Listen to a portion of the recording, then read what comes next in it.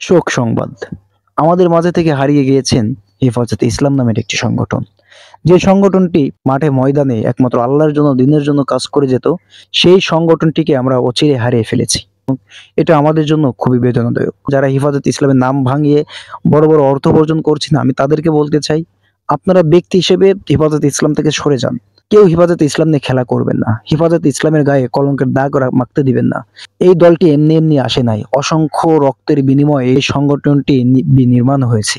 এই সংগঠনটি প্রতিষ্ঠিত করে গিয়েছেন আল্লামা আহমদ শফী সাহেব। এই সংগঠনের পিছনে সময় দিয়ে গেছেন আল্লামা জুনায়েদ বাবুনগরী সাহেব। এই সংগঠনকে নিয়ে অনেক বড় স্বপ্ন দিয়ে গেছেন নূর হোসেন কাসেমি সাহেব। এই সংগঠন নিয়ে কেউ ছেলে খেলা করবেন না। আপনাদের যদি ক্ষমতার দরকার হয়, আপনাদের যদি মান সম্মান ইজ্জতের দরকার হয়, আপনাদের যদি অর্থ দরকার হয়, যে দলের সঙ্গে হেফাজত ইসলামকে মিশাতে চাচ্ছেন, আপনারা ব্যক্তিগতভাবে সেই দলের সঙ্গে আপনারা অ্যাক্টিভ হয়ে যান। অনুরোধ করছি, এই দলের গায়ে কালি মাখতে দিবেন না, কারণ এই দল আপনার বাপ দাদার সংগঠন নয়।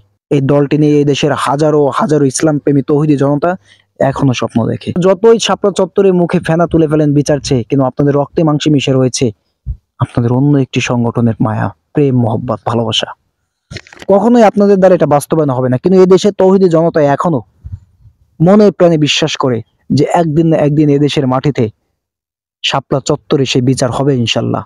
কাজেই আপনারা যদি শাপলা চত্বর নিয়ে এইভাবে ছেলে খেলা করেন, তাহলে হয়তোবা এদেশের তৌহিদি জনতা সেই স্বপ্ন কখনোই বাস্তবে রূপ নেবে না। সবাই ভালো থাকবেন, সুস্থ থাকবেন। দেখা হচ্ছে নতুন কোনো ভিডিও নিয়ে। আসসালামু আলাইকুম রহমতুল্লাহ।